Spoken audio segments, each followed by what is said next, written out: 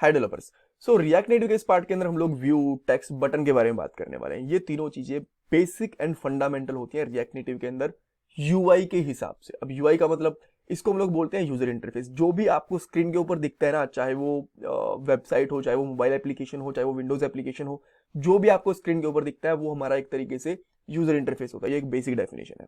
सो यहाँ पे आपको क्या दिख रहा है, अगर मैं यहाँ पे एग्जाम्पल के हिसाब से दिखाऊं, आपको कुछ टेक्स्ट दिख रहा है, बटन्स दिख रहे हैं, इमेजेस भी दिख रही हैं एंड ऑल। और इन्हीं की हेल्प से टेक्स्ट, इमेज, बटन, इन्हीं की हेल्प से हमारी यूआई बनती है।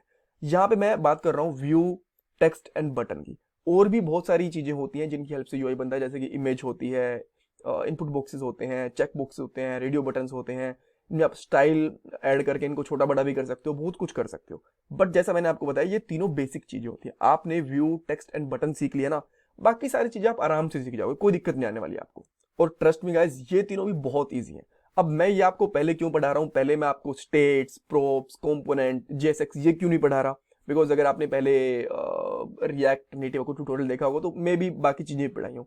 उसका रीजन ये है कि जब भी हम लोग कोई न्यू चीज सीखते हैं ना, तो हमें सबसे पहले ये दिखना चाहिए कि हमारा आउटपुट आ रहा है कि नहीं आ रहा, हम कुछ चीजें बना पा रहे हैं कि नहीं बना पा रहे। और ये यूआई की चीजें हैं, आप जैसे इनको अप्लाई करोगे आपको आउटपुट तभी दिख जाएगा। एरर आने के चांसेस कम है। इससे आपको कॉन्फिडेंस आएगा, आपकी और सीखने की इच्छा बढ़ेगी और आपको अच्छा फील होगा कि हमने कुछ बना लिया रिएक्ट नेटिव के अंदर। ऑल राइट, इसलिए हम लोग स्टेप बाय स्टेप चल रहे हैं। सो इस पार्ट के अंदर सबसे पहले हम लोग app.js का कोड समझेंगे कि उसमें कोड लिखा हुआ क्या है, उस कोड का मतलब क्या है। उसके बाद में एग्जांपल देखेंगे व्यू, टेक्स्ट एंड बटन का, बिल्कुल स्क्रैच से। इंटरव्यू क्वेश्चन भी हम लोग डिस्कस करने वाले हैं। ऑलराइट, सो पहले मैं यहाँ पे एप्लीकेशन के अंदर आता हूँ और ये देखो हम लोग app.js ये खोल रखी है मैंने, इसके बारे में डिस्कस करते हैं। इवन मैं तो इसको थोड़ा छोटा कर देता हूँ और साथ में हमारा जो एमुलेटर है इसको भी ओपन कर देता हूँ, ठीक है। सो सबसे पहले हम लोगों ने रिएक्ट को इंपोर्ट करके, हमें पता है कि react native internally react JS use करता है, तो कोड रेंडर के लिए, कोड कंपाइल के लिए रिएक्ट जेएस की यूज होती है। ये यहाँ पे ऊपर इंपोर्ट करा हुआ है। उसके बाद में हमने रिएक्ट नेटिव से, देखो रिएक्ट नेटिव से टेक्स्ट एंड बटन दो चीजें इंपोर्ट कर रखी हैं। अगर आपने कभी HTML के ऊपर काम करा होगा ना, तो आपने देखा होगा body tag, div tag, H1 tag, button tag, ये सारी चीजें। तो इसी तरीके से ये जो टेक्स्ट, व्यू है, ये चीजें है ना, ये रिएक्ट नेटिव का पार्ट होती है। और इनको हम लोग यहाँ पे टैग्स नहीं बोलते, इनको हम लोग बोलते हैं कंपोनेंट्स। हम कंपोनेंट्स आगे खुद के कंपोनेंट्स भी बनाएंगे, उसके ऊपर बहुत सारी वीडियोस आएंगी। बट अभी के लिए ये ध्यान रखो कि इनको हम लोग टैग्स नहीं बोलते, ना इनको एलिमेंट बोलते हैं, इनको हम लोग क्या बोलते हैं, कंपोनेंट्स। ऑलराइट, तो दो हम लोगों ने चीजें इंपोर्ट कर ली, यानी कि रिएक्ट नेटिव से निकाल ली। बाद में हम लोगों ने एक फंक्शन बनाया, इसको हम लोग एरो फंक्शन बोलते हैं, ठीक है। हम लोग एक कॉन्स्टेंट के अंदर ऐप नाम का फंक्शन बनाया, जिसके अंदर हम लोगों ने रिटर्न कर दिया ये वाली चीज, व्यू एंड टेक्स्ट, ठीक है। जैसे कि हम लोगों ने नॉर्मल HTML के टैग लिखे होते हैं, वैसे हम लोगों ने इसको ओपन करा एंड क्लोज करा, ठीक है। अभी डोंट वेरी, मैं इनको बिल्कुल ऐसे हटा के बना के दिखाऊंगा मैं आपको, बट एक बार के लिए समझ लेते हैं, ठीक है। तो ये हम लोगों ने लिखा और बाद में क्या करा, ऐप को यहां से एक्सपोर्ट कर दिया। जब ऐप को हमने यहां से एक्सपोर्ट करा तो इसका बना क्या, ये गई index.js के अंदर। यहां पे देखो हम लोगों ने ऐप को इंपोर्ट कर रखा है और यहाँ पे जो हमारी एप्लीकेशन थी रजिस्टर हो गई ऐप रजिस्ट्री रजिस्टर कंपोनेंट के साथ में, बिकॉज जो भी हम लोग कोड लिखते हैं वो अपने आप में कंपोनेंट होता है रिएक्ट नेटिव के अंदर। सो ऐप जेएस भी अपने आप में कंपोनेंट बनी हुई है, ठीक है। और यहाँ पे रजिस्टर होगी और आपको आउटपुट यहाँ पे दिख गया, ठीक है। सो अभी के लिए हम लोग इसके ऊपर ज्यादा फोकस नहीं करते, हम लोग फोकस करते हैं हमारी इन तीन चीजों के ऊपर। सो जैसा मैंने आपको बताया व्यू, अगर मैं यहां से व्यू हटा दूं, इवन बहुत पहले रिएक्ट नेटिव में ऐसा होता था कि आपको एटलीस्ट व्यू चाहिए ही होता था, अदरवाइज आप टेक्स्ट लिख नहीं सकते थे। व्यू काइंड ऑफ बॉडी कह सकते हो, डिव टाइप कह सकते हो, और जो टेक्स्ट है आप इसको कह सकते हो एक तरीके से लेबल, ठीक है। आपने सेव करा, यहाँ पे जैसे सेव करा देखो आपको स्टिल एक परफेक्ट आउटपुट दिख रही है। अब ये कैसे था, इसको भी हम लोग स्टार्टिंग से हटा देते हैं, कुछ नहीं करते हैं यहाँ से, इसको भी हम लोग यहाँ से हटा देते हैं। एक ऐसी चीज बन गई हमारे पास, ठीक है। ये रिटर्न फंक्शन है, नॉर्मल है, खाली पड़ा है। सबसे पहले मैं यहाँ पे इंपोर्ट करूंगा, import something from react native, और मैंने यहाँ पे क्या करा, टेक्स्ट इंपोर्ट करा।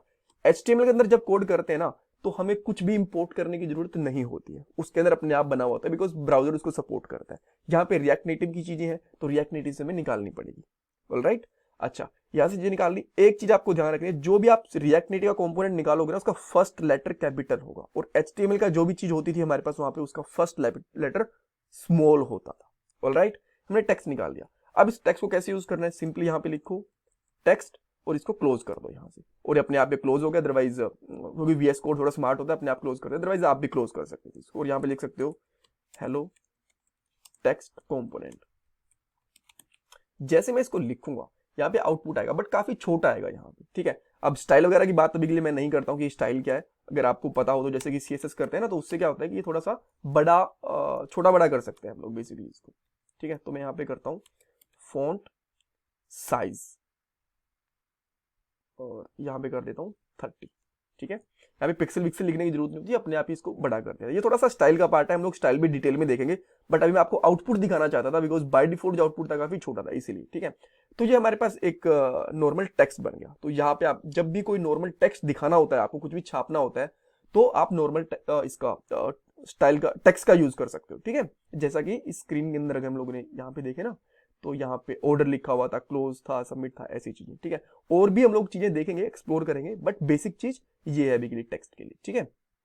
अच्छा, इसके बाद हम लोग क्या करते हैं, मान लो आपको एक और टेक्स्ट चाहिए, आपने यहाँ पे पेस्ट करा, जैसे आप इसको सेव करोगे, इवन इसने यहाँ पे भी एरर दे दिया, और जैसे आप सेव करने की कोशिश करोगे इसको, आपको यहाँ पे भी एरर ही दिखेगा।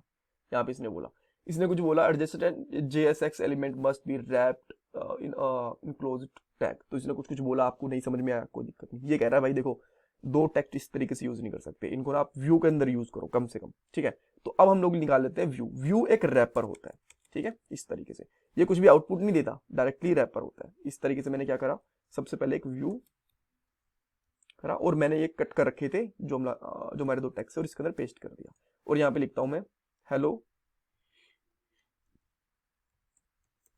Second text. इसका साइज में थोड़ा सा छोटा कर देता हूं, ठीक है। मैंने इसका साइज कर दिया 20। आपको देखो थोड़ा छोटा साइज दिख गया, ऊपर थोड़ा बड़ा दिख गया। सेम इसी तरीके से आप चाहो तो एक तीसरा भी बना सकते हो,